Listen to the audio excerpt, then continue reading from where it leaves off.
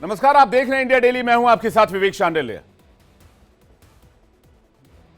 बहराइच में जिस तरह से हिंसा भड़की, उत्तर प्रदेश के बहराइच में जो कुछ हुआ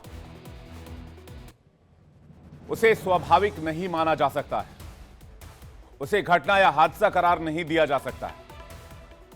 क्यों? क्योंकि महज मोहल्ले या घर के आगे जुलूस निकलने पर पत्थरबाजी कर रिएक्ट किया जाए या आक्रोश दिखाने जैसी घटनाएं यह देश हर साल देखता, सुनता और समझता है। लेकिन यहां बहराइच में मामला थोड़ा अलग है और संगीन भी है। 22 साल के नौजवान की जान चली गई। हत्या किस बात पर की गई इसे लेकर कई दावे हैं, जैसे कि उसने छत पर चढ़कर, घर की छत पर जाकर झंडा लहरा दिया, हरा झंडा खींच दिया। लेकिन उसके पहले के घटनाक्रम पर कोई बात नहीं कर रहा है। कहा जा रहा है कि जब धार्मिक यात्रा निकल रही थी तो डीजे को रोकने के लिए पेनड्राइव खींच लिया गया। एक्शन का रिएक्शन हुआ। इसलिए कई ऐसे तर्क हैं जो राम गोपाल मिश्रा नाम के इस युवा की मौत के पीछे गिनाए जा रहे हैं। अब उससे आगे की बात करते हैं। आज जो पोस्टमार्टम रिपोर्ट से खुलासा हुआ है वो साफ साफ इशारा कर रहा है कि यह सोचा समझा कत्ल है और ये कोई आम कत्ल नहीं है, निहायत ही बर्बर हत्या। आप सपने में भी नहीं सोच सकते हैं कोई वहशी और बेहिसाब नफरत दिल में रखा हुआ आदमी ही जीते जी पहले किसी को तड़पाएगा, फिर उसे तिल तिल कर मारने की साजिश करेगा। उसे मरने नहीं देगा आसानी से, क्योंकि सच यह है कि राम गोपाल को सीधे सीधे नहीं मारा गया। उसे मारने से पहले हर पल मौत दी गई। नुकीले हथियार से गोदा गया, आंख निकालने की कोशिश की गई और इतने से भी मन नहीं भरा तो प्लास के जरिए पांव के नाखून उखाड़ लिए गए, करंट लगाया गया, फिर गोली मारी गई। शरीर से 34-35 छर्रे गोली के बरामद हुए और ऐसी गोली मारी गई कि पूरे शरीर में छेद हो जाए। मतलब जालिमेपन की फिल्मी कहानियों को भी बहराइच में मात दे दी गई। इन लोगों के लिए जिन लोगों ने हत्या की, दरिंदे, हैवान जैसी उपमाएं भी कम लग रही हैं। ये सब छोटे पड़ जा रहे हैं। पोस्टमार्टम रिपोर्ट में जिस बर्बरता का जिक्र है उसे सोचकर ही बदन सिहर जाता है। कल्पना करना मुश्किल हो जाता है उस नौजवान के तड़प को। कितनी तकलीफ राम गोपाल के शरीर में पैदा हुई होगी। ढेर सारे सवाल हैं जो पोस्टमार्टम रिपोर्ट के सामने आने के बाद उठ रहे हैं और इन्हीं सवालों पर आज की डिबेट होगी। सवाल मैं आपके सामने रखता हूं। पहला सवाल, पहले नफरती पत्थर, फिर राम गोपाल की हत्या बर्बर। सवाल यह भी कि कन्हैया लाल से लेकर राम गोपाल कब तक खूनी बवाल। और सवाल यह कि यूपी में साजिश प्रचंड, क्या इकलौता उपाय मृत्युदंड। एक रिपोर्ट देखते हैं, फिर आज की डिबेट।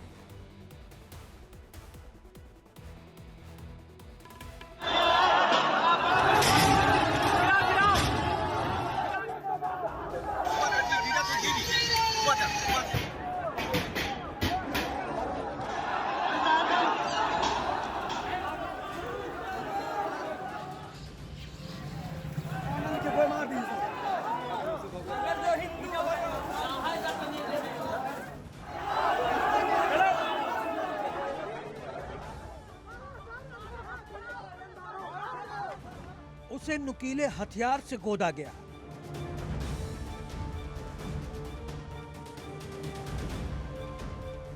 प्लास से पांव के नाखून उखाड़े गए। 3rd डिग्री के नाम पर करंट लगाया गया। शरीर में गोलियों के छर्रों के 35 से ज्यादा निशान।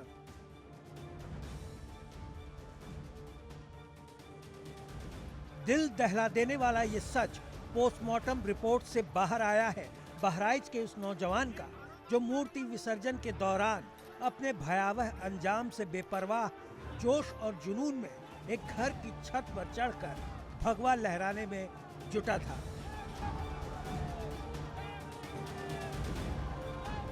राम गोपाल मिश्रा नाम के युवक का ये गुनाह क्या इंसानियत के पैमानों से परे हो गया था? ये सवाल इसलिए पूछना पड़ रहा है क्योंकि 22 साल के नौजवान की एक गलती की इतनी बड़ी सजा एक आदमी तो नहीं दे सकता। यकीनन जानवरों के झुंड की तरह एक पूरी फौज ने उतरकर ये काम किया है, क्योंकि पोस्टमार्टम रिपोर्ट ये भी बताती है कि उसकी आंखें निकालने की कोशिश भी की गई। खून चाहिए, जैसे हमारे पति को मारा गया ऐसे उन लोगों को भी मारा जाए, और कुछ नहीं चाहिए उनसे, और हमारी कोई मांग नहीं है। जिस तरीके से मेरे पति को मारा गया उसी तरह उन्हें मारा जाए। जितना दर्द हमारे पति को पहुंचा है इतना ही दर्द उनको पहुंचे, तब जाके हमारे पति को आत्मा को शांति मिलेगी, तभी हम लोगों को भी शांति मिलेगी। यह हत्या प्रतिक्रिया नहीं बदले और नफरत की जान पड़ती है, क्योंकि ऐसा नहीं होगा कि राम गोपाल ने अपनी जान बचाने की गुहार नहीं लगाई होगी, उसने छोड़ देने की अपील नहीं की होगी, लेकिन वहशत के अंधों ने उसे जिंदा छोड़ना तो दूर उसकी मौत का भी तमाशा बना दिया। पोस्टमार्टम रिपोर्ट बताती है कि उसकी मौत खून ज्यादा बह जाने और शॉक लगने की वजह से ब्रेन हैमरेज के चलते हो गई। उनकी ये मांग है कि मतलब आरोपियों को पकड़ा जाए और उनको सजा जो हो सकती है कड़ी से कड़ी सजा दी जाए, और उनको मकान उनका गिराया जाए और उनका जो उचित मुआवजा हो गोपाल की पत्नी को मिले। बहराइच मामले में कड़ा एक्शन लेते हुए महसी के सीओ रूपेंद्र गौड़ को सरकार ने सस्पेंड कर दिया है। उनकी जगह सीओ रामपुर को चार्ज दिया गया है। हिंसाग्रस्त महाराजगंज बाजार और महसी में हालात फिलहाल काबू में हैं। जिले के आला अधिकारियों ने डेरा डाल रखा है। एहतियात के तौर पर स्कूल कॉलेज बंद हैं और इंटरनेट सेवा भी ठप है। लेकिन असली सवाल राम गोपाल मिश्रा के गुनहगारों का है, जिनके गिरेबान तक सरकार, पुलिस, प्रशासन पहुंचेंगे या नहीं।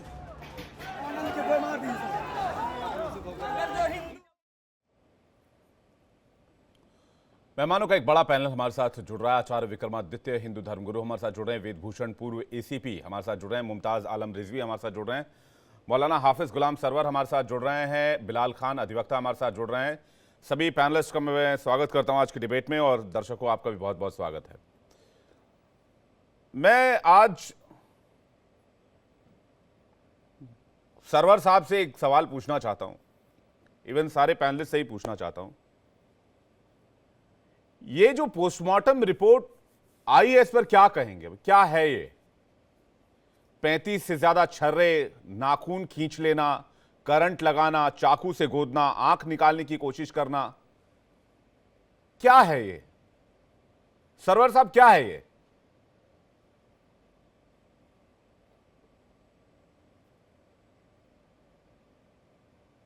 हाफिज गुलाम सरवर जी, आवाज आ रही है आपको? चलिए, उनको आवाज नहीं जा रही है। आचार्य विक्रमादित्य से पूछ लेते, क्या है आचार्य विक्रमादित्य? कौन लोग हैं ये?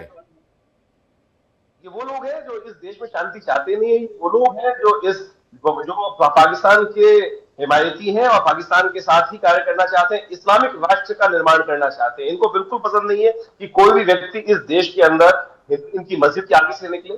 कोई ये बिल्कुल नापसंद करते हैं कि हिंदू का जहां दिखाई दे, जो किताब में लिखा हुआ है कि काफिर जहां दिखाई दे उसकी गर्दन काट दे, ये वही लोग हैं और यही प्रतिपादित करना चाहते हैं। सीधी सी तरह से दिखाई देता है। देखिए, ये पूरी घटना को हमें समझने की आवश्यकता है, किस प्रकार से घटना घटी। आज विभिन्न लोग जो है अपने अपने कारण से उपस्थित कर रहे हैं। मैंने वहां के पूरी तरह से जो मुझे तथ्य मालूम चले हैं, ये यात्रा निकल रही थी पूरी तरह से, और कई लोगों ने कहा है कि इस प्रकार की यात्राओं में पहले भी पथराव हुआ है। बहराइच में पिछले 2 सालों में ऐसा कोई पथराव हुआ नहीं, इसलिए पुलिस ने जिस प्रकार से कार्य किया, यात्राएं निकलती हैं। और हिंदू, ये विजयदशमी की यात्रा है, ये कोई ऐसी यात्रा नहीं है कि एक आदमी निकलती है।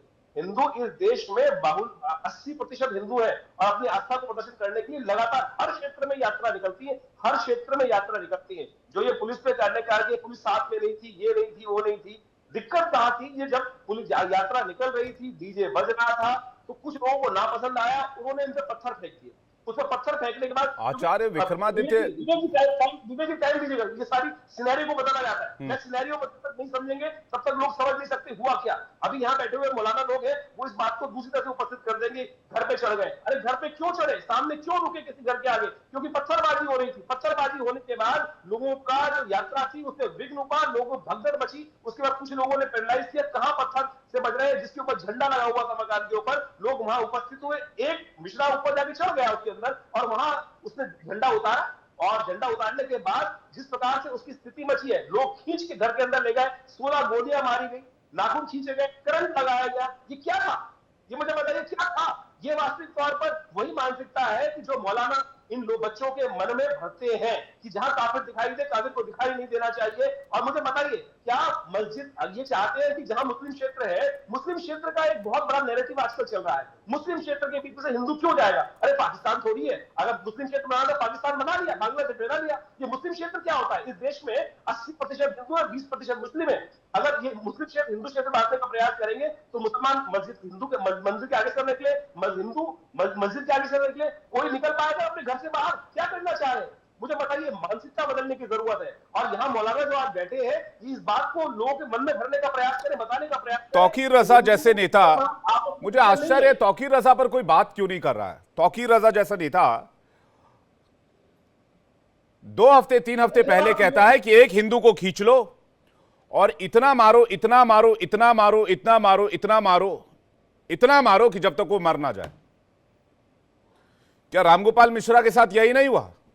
यही हुआ विवेक जी, यही हुआ।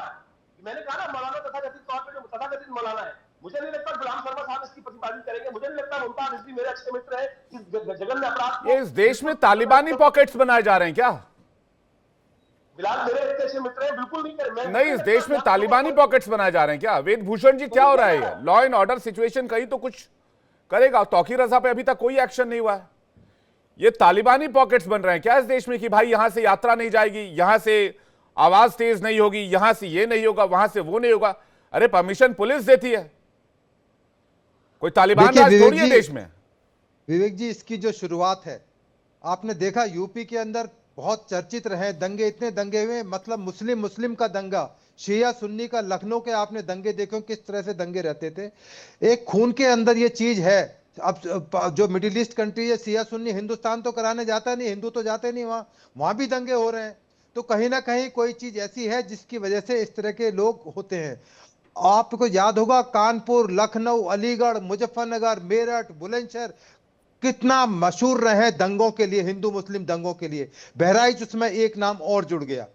बहराइच में यहां तक हुआ कि एडिशनल डीजी रैंक के, जो डीजी के बाद होते हैं, उनको रिवॉल्वर लेकर मैदान के अंदर आना पड़ा। यदि वो ना आते, वहां पर इतनी फोर्स डिप्लॉय ना की जाती, तो पता नहीं वहां पर क्या तरीके थे। इतना ऑर्गेनाइज तरीके से दंगे किए गए, क्योंकि जो म्यूजिक बज रहा था, किसी को ऐतराज था। वहां पुलिस प्रशासन है, वहां डीएम है, एसडीएम है, आप कंप्लेंट कर सकते हैं। यदि कोई गलत नारे लगाए जा रहे हैं, उसके बारे में मुकदमा दर्ज हो सकता है। तमाम तरह के कानून प्रावधान है। अभी आप टीवी पर जो दिखा रहे थे कि हरा झंडा उतार रहे, लड़का उतार रहा है, बिल्कुल गलत, मैं मान सकता हूं गलत कर रहा है, परंतु उसका एक निदान है, कानून में एक प्रक्रिया है। आप उसके खिलाफ धार्मिक भावनाएं भड़काने, तमाम तरह की चीज है। ये नहीं कि आप उसका उठा के मर्डर कर दें।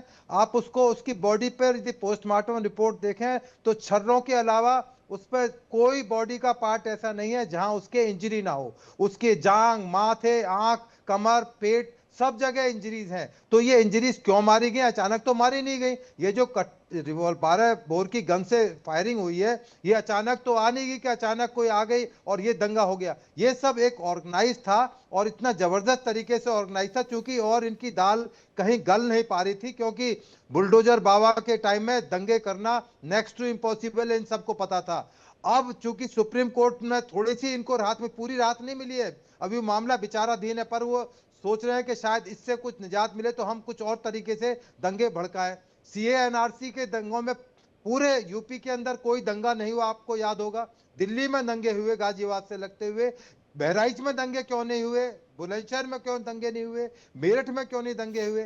तो ये सब कुछ ऑर्गेनाइज था, बहुत समय से इसकी तैयारियां चल रही थी कि किस तरह से ये तमाम कार्रवाई की जाए। आज ही एक बहुत बड़ा कानून उत्तर प्रदेश पुलिस ने दिया है कि कोई भी खाने के अंदर थूकेगा तो 10 साल की सजा है। तो तमाम जो चीजें हैं वो किस इनके एक वर्ग को नामंजूर है, वो कहते हैं कि ये हमारा अधिकार है, हम अपने इलाके मोहल्ले से किसी को जुलूस को ना निकलने देते हैं। उनकी अपनी दादागिरी है, उनके दिमाग में ये था, परंतु अब ये सोच बदलने की मानसिकता अब वो टाइम नहीं। ये हाँ, मानसिकता अगर बन रही है तो ये तो विवेक देश जी के लिए भी थोड़ा ठीक सा नहीं है। विवेक जी थोड़ा सा इंतजार करें जी। उसके अलावा आपने, मैं केवल यूपी की बात नहीं कर रहा, आप देखिए त्रिपुरा के अंदर, महाराष्ट्र के अंदर दुर्गा पूजा हो रही है, दिल्ली के अंदर हनुमान जयंती निकलनी, वहां कौन पथराव कर रहे हैं, कौन उनको भड़का रहा था, कौन उनको कह रहा था कि दुर्गा पूजा ना निकलने दो? तो ये जो भड़का, जैसे तौकीर रजा का नाम लिया, इस तरह के बहुत सारे तौकीर रजा, एक तौकीर रजा नहीं है, हजारों की तादाद में तौकीर रजा हैं। मस्जिदों से ऐसी ऐसी बातें, गर्म बातें निकल कर आती हैं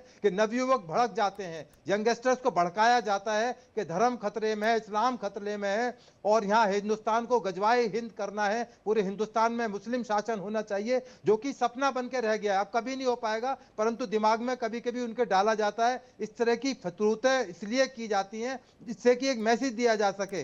तो ये जो तमाम जो चीजें हैं ये कानूनी परिधि के अंदर है और आप देखिए एफआईआर भी दर्ज है, अरेस्ट भी होंगे, इसके अंदर एक्शन भी होगा। थोड़ा धैर्य रखें, ये और दूसरा स्टेट की तरह नहीं है जहां पर 50 से ज्यादा गिरफ्तारियां अभी तक हुई हैं, लेकिन ठीक है, कानून अपना काम कर रहा है। वेद भूषण जी, कानून अपना काम कर रहा है, ठीक है, अच्छी बात है जी। लेकिन मेरा डिबेट और मेरा कंसर्न आज जो रामगोपाल मिश्रा के साथ हुआ उसको लेकर है। कोई भी एक इंसान इससे सहमत नहीं हो सकता, बिलाल खान भी सहमत नहीं होंगे, मुमताज भी सहमत नहीं होंगे, गुलाम सरवर भी सहमत नहीं होंगे। आखिर किस मानसिकता से यह सब किया जा रहा है? और ये कौन सी बात है कि भाई आप इस इलाके से नहीं निकलेंगे, उस इलाके से नहीं निकलेंगे, उस इलाके से नहीं निकलेंगे? किसी के बाप का हिंदुस्तान थोड़ी है बिलाल खान। बिल्कुल। देखिए, मैं ये बताना चाहूंगा, आप बहुत लंबी लंबी बातें कर रहे हैं, लेकिन आप में ये सोचना पड़ेगा, जब एक सेंसिटिव जगह है जहां से यात्रा, क्या सेंसिटिव क्या होता है? मंदिर, अरे सेंसिटिव क्या होता है? किसने बनाया सेंसिटिव? ये पुलिस प्रशासन की किसने बनाया सेंसिटिव? जब एक पता है एक यात्रा, किसने बनाया सेंसिटिव? जहां मुसलमानों की आबादी ज्यादा होगी वो इलाका सेंसिटिव क्यों हो जाता है, या कैसे हो जाता है, या क्यों माना जाएगा? सुन लीजिए, यहाँ तो बड़े बड़े नेता और बड़े बड़े जितने भी हमारे वो सवाल ये उठा रहे हैं कि वहां अगर पुलिस प्रशासन क्या कर रहा था, वहां कोई किसी के छत पर चढ़ के इस तरीके की हरकत करता है, वहां गोली चल जाती है, उसके बावजूद पुलिस प्रशासन का कोई जिम्मेदारी नहीं थी कि सेंसिटिव जगह का मतलब मैं आपको बताता हूँ, एक मस्जिद है बीच में, वहां अगर डीजे चल रहा है मस्जिद तो को इलाका सेंसिटिव होगा। अगर बीच में मंदिर मस्जिद होगी तो इलाका सेंसिटिव होगा, तो मंदिर वाले इलाके को क्या कहेंगे आप? वो इलाका भी सेंसिटिव होगा। सर मेरी बात सुनेंगे? इस देश में मस्जिद ज्यादा है, मंदिर ज्यादा है, तो मंदिर के जितने इलाके सारे सेंसिटिव, तो घूमिए कहाँ घूमिएगा? बिल्कुल, यही सब करके देश चलेगा क्या? आपका मस्जिद का इलाका सेंसिटिव कैसे हो गया भाई साहब? सुन लीजिए, आप सुनने की वो ताकत नहीं सर, सुन तो लीजिए, मैं एक पूरी बात बता रहा हूँ, आप उसको पूरा दूसरा रंग देना चाह रहे हैं। सेंसिटिव का मतलब क्या होता है? अगर एक मालूम है एक यात्रा निकलनी है, एक त्योहार है, एक यात्रा निकलनी, त्योहार है, तो पुलिस प्रशासन पहले से ही इन चीजों का ख्याल रखता है। और अब इस एसीपी साहब ज्यादा अच्छे से आपको ब्रीफ कर देंगे, जिस तरीके से सारी फोर्सेस को बताया जाता है कि ये इस तरीके का इलाका है, यहाँ मुस्लिम इलाके में ज्यादा मुस्लिम है या हिंदू ज्यादा है, तो वहाँ चाहे मुसलमान का त्योहार हो हिंदू का, प्रशासन की जिम्मेदारी होती है, वहाँ कोई भी चढ़ के किसी के घर पे नहीं कर सकता। और वो लोग वहां पर अगर इस तरीके से किसी को मार रहे हैं, वहां गोलियां चला रहे हैं, तो ये गोली चल कैसे गई? पुलिस प्रशासन क्या कर रहा था वहां पर? ये जिम्मेदारी, ये सवाल उठाने का हक हमारा है सर, वो हम हक उठा सकते हैं। रामगोपाल मिश्रा के नाखून कैसे खींच लिए गए? पुलिस क्या कर रही थी? बिल्कुल गलत है। रामगोपाल मिश्रा के शरीर में 35 छर्रे कैसे मिले? पुलिस क्या कर रही थी? रामगोपाल मिश्रा के शरीर में करंट लगाया गया, पुलिस क्या कर रही थी? चाकू से गोद दिया गया, पुलिस क्या कर रही थी?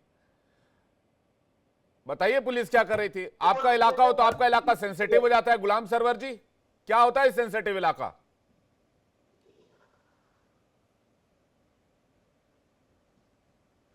मुझे बुलाएंगे, सबसे पहले हमारे बड़े भाई और खुल्लम खुल्ला दुश्मन भी बोलने वाले, बोलते भी हैं कि दुश्मन हैं और फिर भाई भी बोलते हैं, मित्र भी बोलते हैं, आचार्य जो बैठे हुए हैं हमारे, इनके जैसे अगर धर्मगुरु 100, 200, 500 होंगे तो भारत में तो ये ऐसे ही गृह युद्ध करवा देंगे। कभी इन्होंने सही बात बोलने की कोशिश ही नहीं की, मानवता की बात करने की कोशिश ही नहीं की। आप जरा सा सवाल का जवाब ले लीजिएगा, तब हल्ला करवाइएगा। आप जैसे नेता जो बैठते हैं दोगले का काम करते हैं, इस सेंसिटिव इशू पर आपको अपने समाज को समझाना चाहिए कि आप इस देश में आग न लगाएं। इस देश ने सब कुछ दिया है आपको। इस देश ने आपको उस वक्त जहां हिंदुस्तान से जो लोग जा रहे थे उनके आपके पाकिस्तान में अब फिर लगे भाषण देने, सब कुछ दिया, उसके बाद देश फिर लगे आप भाषण देने मौलाना, और आप जैसे इस्लामिक स्कॉलर बन के बैठ जाते हैं राजनीति को अपनी परिपाटी पूर्ण करने के लिए। देश को आग लगाने का काम कर रहे हैं जैसे लोग, आप जैसे लोग आग लगा रहे हैं देश को। आप लोग जो कर रहे हैं ना, जो आप तौकीर रजा की बुराई नहीं करते, तौकीर रजा के साथ जाके बैठते हैं, जाकिर नाइक के साथ आके बैठते हैं। ठीक है, आचार्य विक्रमादित्य सुन लेते हैं। हाफिज गुलाम सरवर क्या कहना चाह रहे हैं, सुन लेते हैं एक बार। हाफिज गुलाम सरवर सुनिए, बताइए सेंसिटिव इलाका क्या होता है। अरे पहले सवाल सुनिए, आप ही हम पर थोपे जा रहे हैं, आपके नैरेटिव पे चलते हैं क्या हम? पहले मेरी बात पूरी सुने ही नहीं आप, ये क्या होता वो क्या होता। पहले मैं कुछ कहना चाह रहा हूँ, सुनेंगे कि नहीं सुनेंगे आप? तौकीर रजा कहता है हिंदू को खींच लो और उसको इतना मारो कि मर जाए। आप डिबेट किस पर कर रहे हैं? लिंचिंग पे कर रहा हूँ या तौकीर रजा पर? लिंचिंग पे कर रहा हूँ। लिंचिंग पर कर रहे हैं? हाँ, तो वहीं रहिए। राम गोपाल मिश्रा का नाम पता है? यस, मैं इसीलिए तो मैं कह रहा हूँ थोड़ा सा रुकिए। 75 अरे छोड़ो यार, बोलने वाले को पता नहीं बात करने नहीं आता। अरे गुलाम सरवर जैसे लोग जबरदस्ती आग लगाते हैं, गुलाम सरवर लोग जैसे लोग हैं जो दोगलापंथी करते हैं। गुलाम सरवर डिबेट छोड़कर भाग चुके हैं। पहली बात बता दूं आपको, मुमताज रिजवी जी के पास जा रहा हूं उनका पक्ष जानने के लिए। आपको आवाज आ रही है? डिबेट नहीं, आप कर लीजिए, इन्हीं से बुलवा लीजिए, आप कर लीजिए, हम भी जा रहे हैं। रिजवी जी आपको आवाज आ रही है? हम जा रहे हैं, अरे हम भी जा रहे हैं, हम डिबेट ऐसे नहीं करेंगे, हम भी जा रहे तो कैसे करेंगे डिबेट? डिबेट आपके हिसाब से करें हम? नहीं तो इन्हीं के हिसाब से कराइए ना, जो बैठे हुए हैं बाबा जी, इन्हीं से हिसाब कराइए, फिर लीजिए। नहीं, आपके हिसाब से करेगा? करा लीजिए, उन्हीं के हिसाब कराइए ना, कराइए, करा लीजिए। नहीं तो ये क्या तरीका हुआ? इसके हिसाब से कराइए, उसके हिसाब से कराइए। नहीं, आप बताएंगे हम कैसे करें डिबेट? जवाब है नहीं, अब बगले झांक रहे हैं, जवाब है नहीं। ना गुलाम सरवर के पास जवाब था, ना आपके पास जवाब है। नहीं, हम लोगों जवाब है नहीं, अब बैठने के लिए फैक्ट चाहिए आपको। अब आपके पास जवाब नहीं है तो अब आप भाग रहे हैं, जैसे गुलाम सरवर भागे हैं। भाग कौन गया? इनको बोलने दे रहे, उनको एक बार भी नहीं कहा। या आप मुजरिम हम लोगों को ठहराने के लिए बुलाते हो? कौन किसको मुजरिम ठहरा रहा है? आप बोलिए ना कि जो हुआ बहराइच में गलत हुआ। आप बोलिए रामगोपाल मिश्रा के साथ गलत हुआ है, गट इतना बोलिए। आप बोलिए रामगोपाल मिश्रा के साथ गलत हुआ। आप बोलिए बहराइच में जो हुआ गलत हुआ और दोषियों को फांसी की सजा मिलनी चाहिए। बिल्कुल गलत हुआ है, बहराइच में जो हुआ है बिल्कुल गलत हुआ है, इंसानियत के खिलाफ हुआ है। जांच रिपोर्ट अभी आएगी, सारी चीजें पता चलेंगी बिल्कुल। और ये पहली बार नहीं हुआ है, पहली बार नहीं हुआ। तो मैं कहां कह रहा हूं पहली बार हुआ है? कन्हैया लाल के साथ यही हुआ था। अरे मैं बता रहा हूं, सुनो, ये पहली बार नहीं हुआ। कहां के आ गए तुम रिपोर्टर एंकर? सुनो, पहले पहलू खान को कुल्हाड़ियों से काट के मारा गया, क्या आप पता नहीं है? इखलाक अहमद को कैसे मारा गया पता नहीं है? मैं गिनाऊं अभी नाम? करके मारा गया, मैं गिनाऊं अभी नाम? अखलाक और पहलू याद हैं और बाकी लोगों को भूल जाते हो। मैं ये कह रहा हूं, किसकी जिम्मेदारी है ये? जिसकी सरकार है ना, तो हम किसी देश में मुख्यमंत्री हैं, ना तो हम जो है प्रधानमंत्री हैं, ना तो हमारी सरकार है। जिसकी सरकार है उससे पूछो ना। समाजवादी की होगी तब भी हम मारे जाएंगे, जब बीजेपी की आएगी तब भी। राम गोपाल मिश्रा के साथ जो वो ठीक हुआ, मतलब आपका कहने का मतलब यही है कि राम गोपाल मिश्रा के साथ सही हुआ? नहीं, हम कहते किसी की जान न जाए। एक देश का नौजवान गया, मुझे दुख है। एक देश का नौजवान गया, मुझे दुख है। एक किसी माँ का बेटा गया, मुझे दुख है। किसी की बीवी का शौहर गया, मुझे दुख है। ये तो तालिबानी मानसिकता है। कब कह रहा हूं, लेकिन आप ये तो तालिबानी मानसिकता है। सिक्के का एक पहलू क्यों दिखा रहे, दोनों क्यों नहीं दिखा रहे? कौन सा दूसरा पहलू दिखाऊं मैं इसमें? आप अभी कौन सा दूसरा पहलू दिखाऊं? तो मैं बता रहा हूं ना, एसीपी साहब बैठे। भाई इस देश में पुलिस है, कोर्ट है। किसी को दिक्कत थी रामगोपाल मिश्रा से, जाके पुलिस में शिकायत कर देता। पुलिस, वही तो सवाल है। तो क्या पुलिस स्टेशन भी नहीं है बहराइच में? अगर किसी शख्स से कोई प्रॉब्लम है, कोई किसी के धर्म का अपमान कर रहा है, तो जाए पुलिस स्टेशन में शिकायत कर दे। रामगोपाल या उसको गोलियों से छलनी कर दिया जाएगा। कहां थी पुलिस जब रामगोपाल मारा जा रहा था बेचारा? कहां थी? इतने उसको नाखून उखाड़े गए, उसका सब कुछ किया गया, कहां थी पुलिस हमारी? क्यों नहीं गई वो उसको बचाने के लिए? क्यों वो बेचारा मारा गया? मुझे इस पर दुख जवाब हो रहा है देंगे कि बेचारा मारा गया। जी। कहाँ थी पुलिस? आपको जवाब कहाँ देंगे जाए? जी, आपको जवाब देंगे वेदभूषण जी। वेदभूषण जी, पहले इनसे पूछ ले कि वहां पर, ये बहुत कहते हैं कि वहां पुलिस नहीं थी, इनको पहले पूछा कितनी फोर्स, जितने एंकर बैठे, जितने आपके बैठे पैनलिस्ट बैठे हुए हैं, पहले बताएं वहां कितनी फोर्स थी। कहते हैं पुलिस नहीं थी, वहां पुलिस थी। यही तो सबसे बड़ा रंज है कि अभी पूरा हिंदुस्तान, मैं आपको एग्जाम्पल देता हूं विवेक जी, पूरी दुनिया का एग्जाम्पल देता हूं। हमास और हिजबुल्लाह दो सबसे बड़े आउटफिट है, टेररिस्ट आउटफिट। उनको यूएन, यूनाइटेड नेशंस ने उनको टेररिस्ट घोषित कर रखा है। कहलवा दे किसी पैनलिस्ट से कि हाँ वो टेररिस्ट आउटफिट है, उनके लिए रो रहे हैं बैठ के। आप रामगोपाल के लिए नहीं रोगे, मुझे पता है। आपको उनका हमदर्दी है हमास से, हिजबुल्लाह से, आपको नफरत है।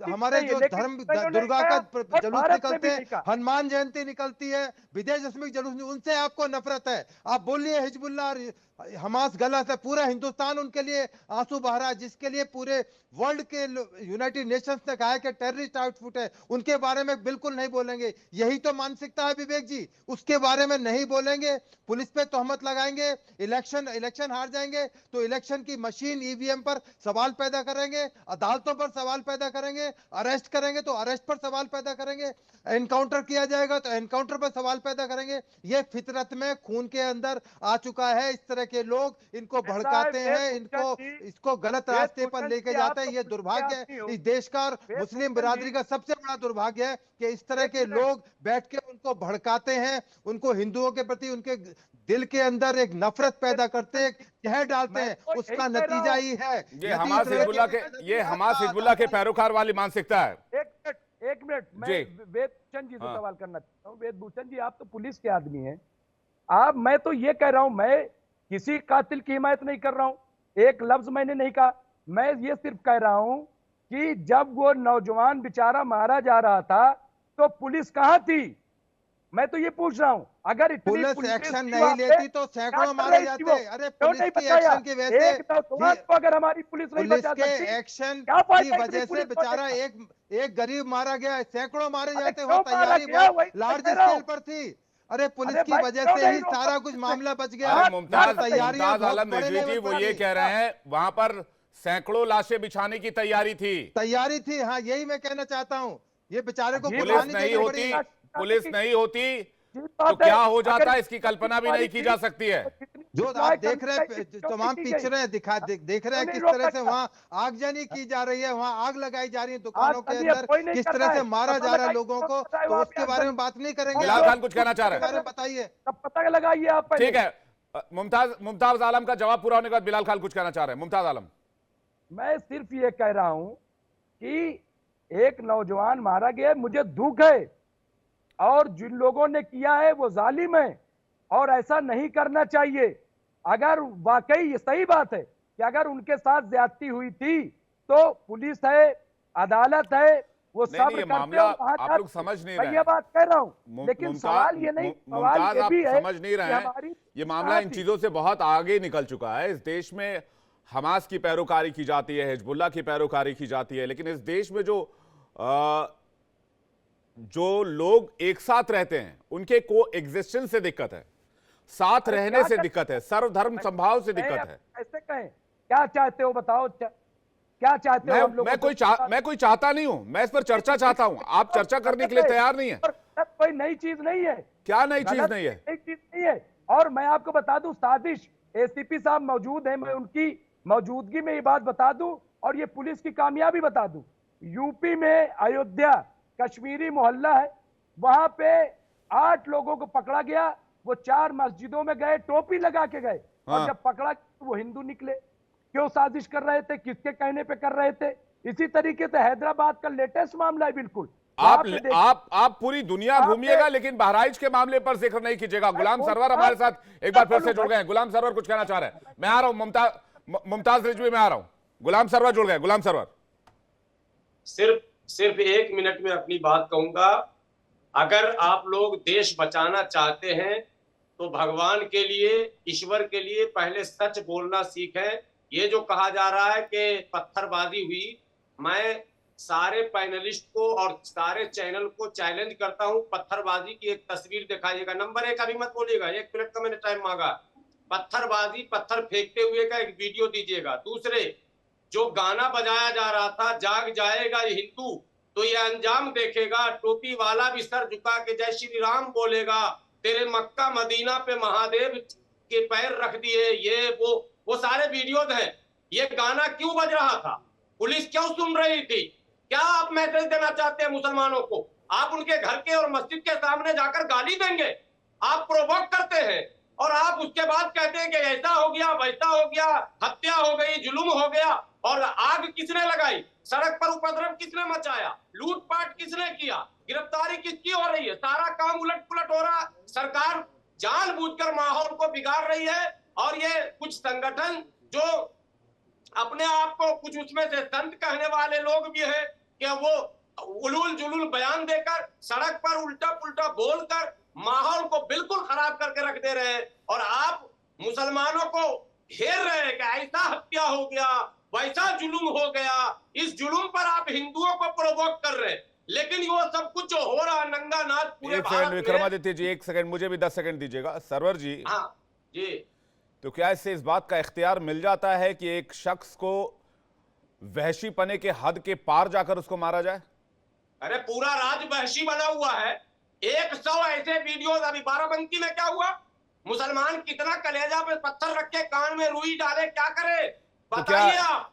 आपके जो तौकीर रजा जैसे मौलाना जब भड़काऊ तकरीरें करते हैं उसका क्या? आपको सिर्फ एक चश्मा दिख रहा है। आप कह रहे हैं कि भाई दूसरा जो है वो सिर्फ एक तरफा दिख रहा है। आपको एक तरफा दिख रहा है, इसका इससे बड़ा सबूत हो ही नहीं सकता। पूरे भारत में भड़काऊ तकरीरें की जाती हैं मौलानाओं के जरिए। फेक नैरेटिव है आपका। कोई फेक नैरेटिव नहीं है, सच्चाई है, खुली बात है ये। फेक नैरेटिव है। हर कोई जानता है क्या हो रहा है आज की डेट में, क्या आज की डेट में सिखाया पढ़ाया जा रहा है। डेली इंडिया को मैं चैलेंज करता हूं। अरे सर, हमको चैलेंज बाद में कीजिएगा, पहले अपने हालात ठीक कर लीजिए। चैलेंज करने के लिए बैठे हुए हैं। हालात क्या, हम तो तैयार है मरने के लिए। लीजिए, ये इस तरह की भाषा कौन एक्सेप्ट करेगा? आप मरने के लिए तैयार हैं, आप मरने के लिए तैयार हैं, इस तरह की भाषा कौन एक्सेप्ट करेगा? ये किस तरह की भाषा है? किस तरह की भाषा है? टीवी पे बैठकर भड़का रहे हैं आप टीवी पे बैठकर भड़का रहे हैं हम तैयार है मरने के लिए। तो उधर विक्रमादित्य भी कह देंगे कि हम भी तैयार है मरने के लिए। तो यही तो हुआ बहराइच में, और क्या हुआ है? यही आपकी मानसिकता है। आप एक्सपोज हो गए। आप मत आइए, लेकिन आप एक्सपोज हो गए। विक्रमादित्य आपको कुछ कहना चाह रहे हैं? भाईचारा होगा बड़ा। ये क्या होता है भाईचारा? ये क्या होता है भाईचारा?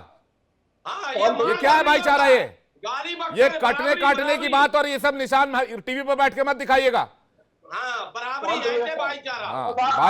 भाई भी अपने पास रखिए, चारा भी अपने पास रखिए। विक्रमादित्य कुछ कहना चाह रहे हैं? नफरत हमारे दिलों में नहीं है। नफरत किसके दिलों में, उसको पहचानने की आवश्यकता है आपको।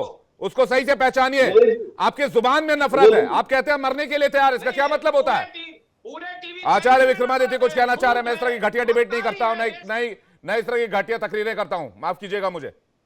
आचार्य विक्रमादित्य, सर्वर साहब ने कहा कि वहां घृणित वीडियो बजा, कुछ बजा। मैं कह रहा हूं बिल्कुल नहीं बनना चाहिए, बिल्कुल नहीं बनना चाहिए। लेकिन आप बताइए, कह रहे हैं वीडियो नहीं है। अरे भैया, चैनल पे जाके देखो, वीडियो है, पत्थरबाजी हुई है, उसके बाद भगदड़ हुई है, भगदड़ होने के बाद ये सारी घटना घटी है। अब सबसे पहले वो बताइए कि आपने कहा घृणित वीडियो बज रहा था। मैं कह रहा हूँ कलमा पढ़ के सुनाइए टीवी पे। कलमा का मतलब बता दीजिए। कलमा आप पढ़ते हैं? कलमे का मतलब बताइए क्या है? कलमे का मतलब क्या है? मैडम यहाँ बैठे हुए 3 मौलाना बैठे हुए हैं, इस्लाम के जानकार बैठे हुए हैं। लेकिन आचार्य विक्रमादित्य, एक बात बताइए, अगर माहौल खराब है तो थोड़ा सा संयम तो बरतना होगा ना। घर में भी लड़ाई हो जाती है तो दो भाइयों के बीच में तो दोनों में से कोई एक चुप हो जाता है। ये कह रहे हैं घृणित। मैं कह रहा हूँ घृणित का एक परिभाषा करने की बात करें। यहाँ बैठ के बताएं कि कलमा पढ़ते हैं, कलमा में क्या कहा गया कि अल्लाह के अलावा किसी को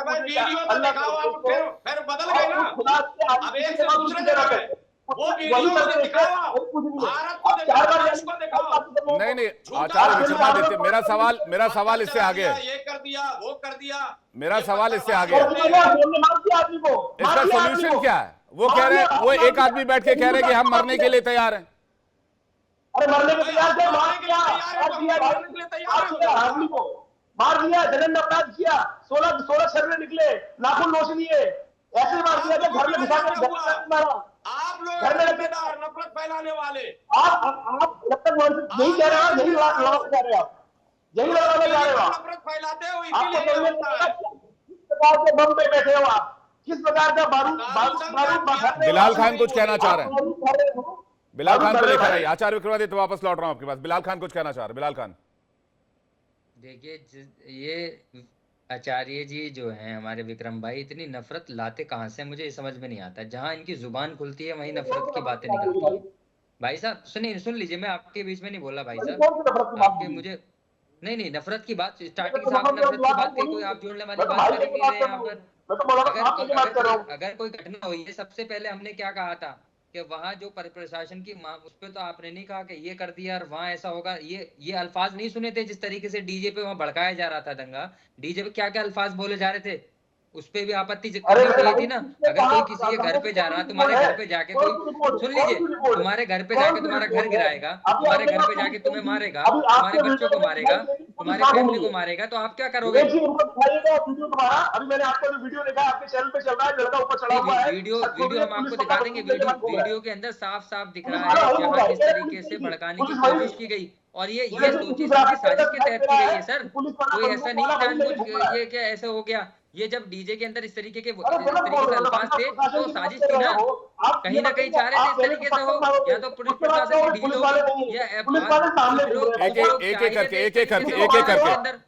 एक एक करके बिलाल खान, अगर वहाँ पुलिस को नहीं दिख रहा था कि किस तरीके से अल्फाज डीजे के अंदर जो गाने बजाए जा रहे थे, वहाँ पुलिस नहीं सुन रही थी, वो बहरी हो गई थी, या वहाँ के कुछ ऐसे लोग थे जो चाह रहे थे, शरारती तत्व जो चाह रहे थे इस तरीके से हो।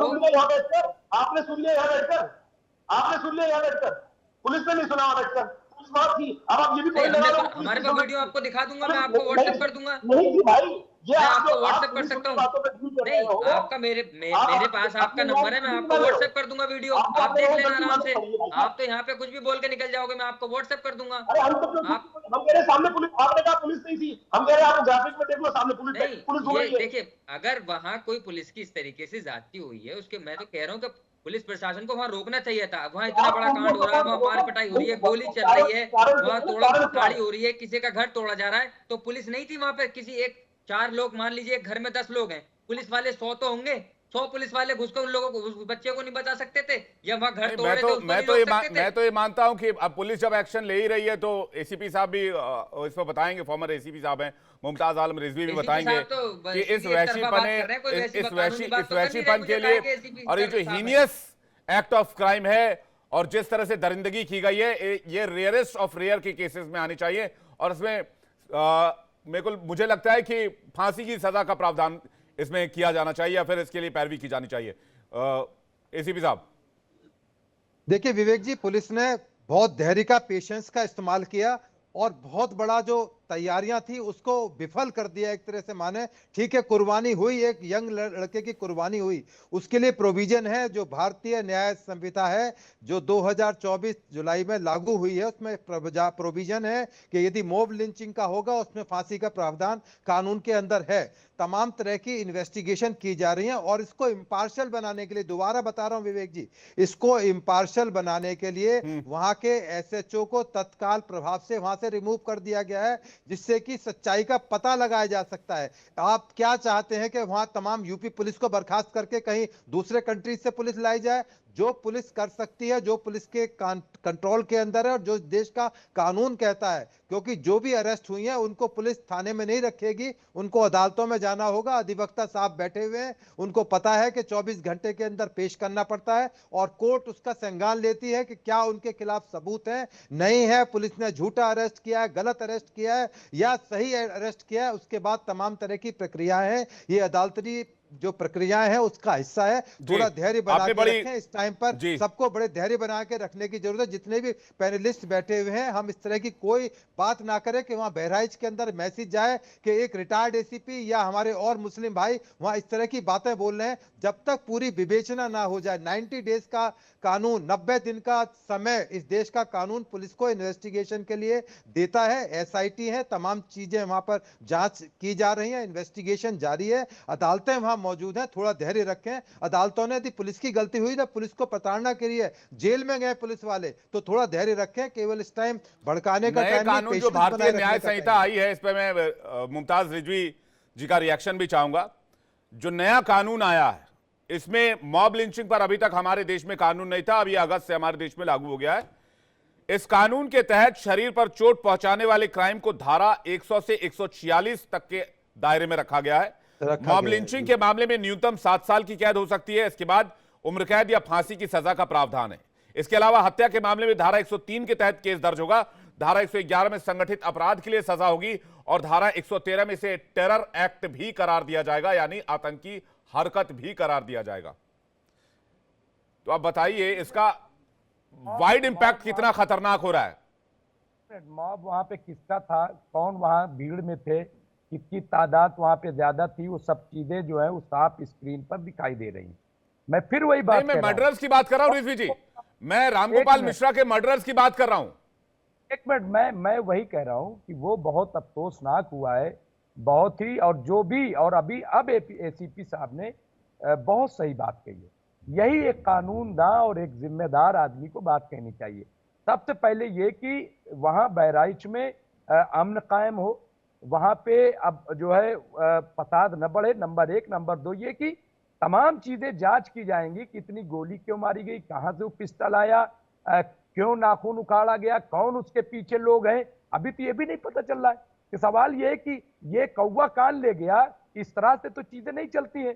और जिस तरह से वहां पे उसके बाद आगजनी हुई है दुकानों को, मैं भी बात कर रहा था, महाराजगंज एक ऐसी जगह है जहां पे मुस्लिम जो है खुशहाल हो गए थे, वहां उनकी बड़ी अच्छी दुकानें थी। मैंने अभी अपने नुमाइंदे से पूछा और वहां पे बहुत अच्छा कारोबार चल रहा था। और ये चीज वहां के कुछ फिरका परस्त ताकतों को खटक रही थी कि कैसे इसको डिस्टर्ब किया जाए। और ये 1-2 जगह नहीं हुआ है, कई जगहों पे कि जहां पे मुस्लिम खुशहाल थे वहां उसको डिस्टर्ब किया गया और डिस्टर्ब करके वहां लूटपाट की गई और बेगुनाह लोगों को भी अरेस्ट किया गया। अब आप बताइए कि महाराजगंज में महसी में होता है, लेकिन जो लड़का है जिसने ये वारदात अंजाम दी है, जिस पर इल्जाम है, उसके बहनोई को बहराइच शहर से जाकर के अरेस्ट कर लिया। अब बताइए, वो दुकान चला रहा है, उसका कोई लेना देना नहीं है, लेकिन उसको अरेस्ट कर लिया। तो इस तरह से मुझे लग रहा है कि ये चीजें जो है बहुत ही अफसोसनाक है। और ये नई बात नहीं है, मैं आपको बता दूं, ये बीजेपी की सरकार है ऐसा नहीं है, समाजवादी सरकार में भी मुजफ्फरनगर में 50,000 मुसलमान अपना घर बार छोड़ के भागने पे मजबूर हुआ था। समाजवादी पार्टी की सरकार थी, 2013 का वाकया है। समाजवादी पार्टी की सरकार में 600 से ज्यादा दंगे हुए।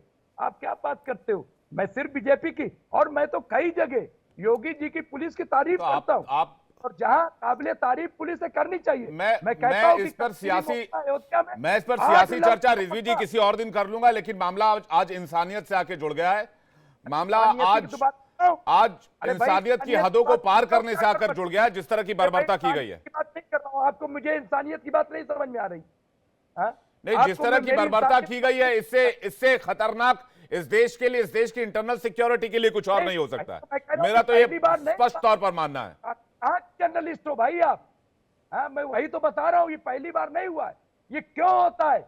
और ये इसलिए होता है क्योंकि आप जैसे लोग जब नफरत परोसते हो, जब यति नरसिंहानंद जैसा आदमी वो जब नफरत परोसता है, और तौकीर रजा रिश्तेदार रखता है, आप जैसे लोग कमाल कर रखा आपने। तौकीर रजा का नाम लेने में डर लगता है क्या?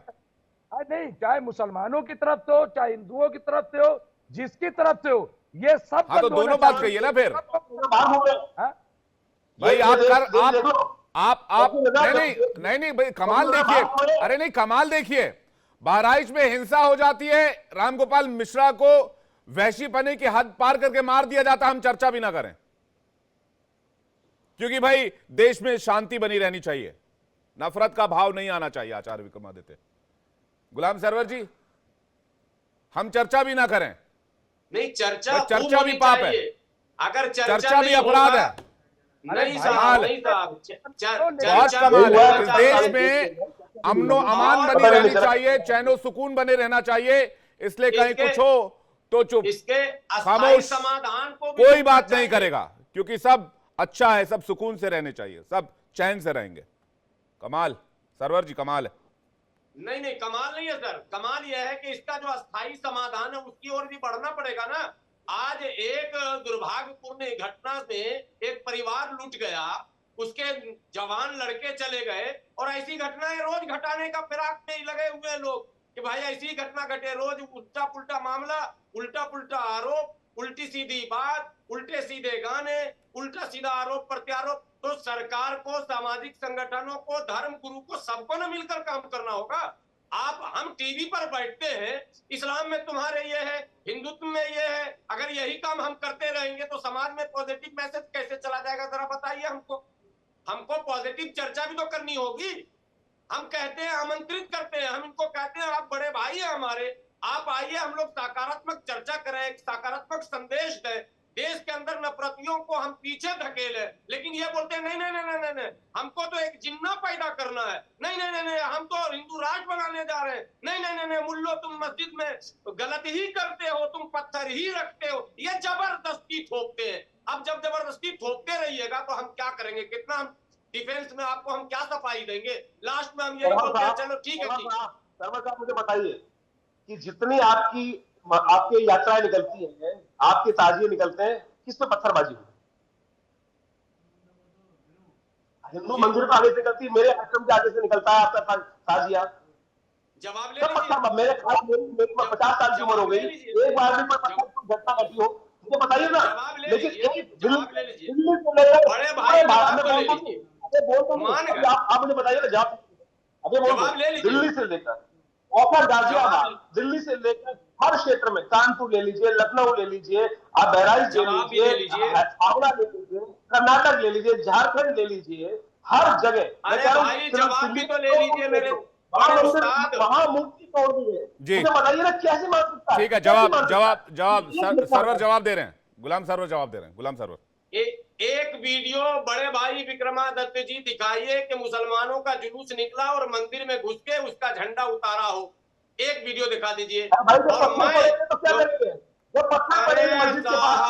उल्टा चोर कोतवाल को डांटे, उल्टा चोर कोतवाल आप शोभा यात्रा को अशोभित आप करते हैं, शोभा यात्रा की शोभा आप खराब करते हैं, आप क्यों ऐसी ट्रेनिंग दे रहे हैं नौजवानों को, क्यों नौजवानों के भविष्य खेल रहे हैं, क्यों नौजवानों को मस्जिद की तरफ धकेल रहे हैं साहब? वो शोभा यात्रा है, उसको अशोभित क्यों करवा रहे हैं आप लोग? आप धर्मगुरु हैं, उनको बताइए। मस्जिद घुसिएगा नहीं, पत्थरबाजी का लाइसेंस किसी को थोड़ी दे देंगे इस देश में। बिलाल खान कुछ कहना चाह रहा है, अभी मामला इन्वेस्टिगेट हो रहा है, आपके भी अपने दावे हैं, उनके भी अपने दावे हैं। बिलाल खान कुछ कहना चाह रहा है। इन्वेस्टिगेट हो रहा होगा, बाकी का तो प्रूफ हो चुका है। जिम्मेदारी हम लोगों की भी है, यहाँ से कोई इस तरीके की भड़काऊ बात न की जाए। जिस तरीके से एसीपी साहब ने कहा, उनकी बात से मैं इत्तेफाक रखता हूँ। कोई इस तरीके की अल्फाजों से हम हर तरीके से बात करने के लिए तैयार हैं, हम चलने के लिए भी तैयार हैं, लेकिन यहाँ से अगर आग बबूला वाली बातें होंगी, चाहे हमारी तरफ से हो या इधर की तरफ से हो, तो वो बिल्कुल गलत मैसेज जाएगा। हम यही कहेंगे, जो उस बच्चे की मौत हुई है वो सरासर गलत हुई है, लेकिन वहां जिस तरीके से डीजे ये फलाना, ये भी नहीं होना चाहिए। प्रशासन की जिम्मेदारी थी और वहां जो लोकल लोग थे उनकी भी जिम्मेदारी। उनको मालूम है कि अगर 5 मिनट अगर हम रुक जाते वहां, अगर यात्रा निकल रही है तो 5 मिनट में कोई बड़ी बात भी नहीं हो जाती। तो कहीं ना कहीं ये सब चीजें दोनों तरफ से हमें इस तरीके से ये होता है, दोनों समुदाय की तरफ से हमें पूरा कंट्रोल करना चाहिए था।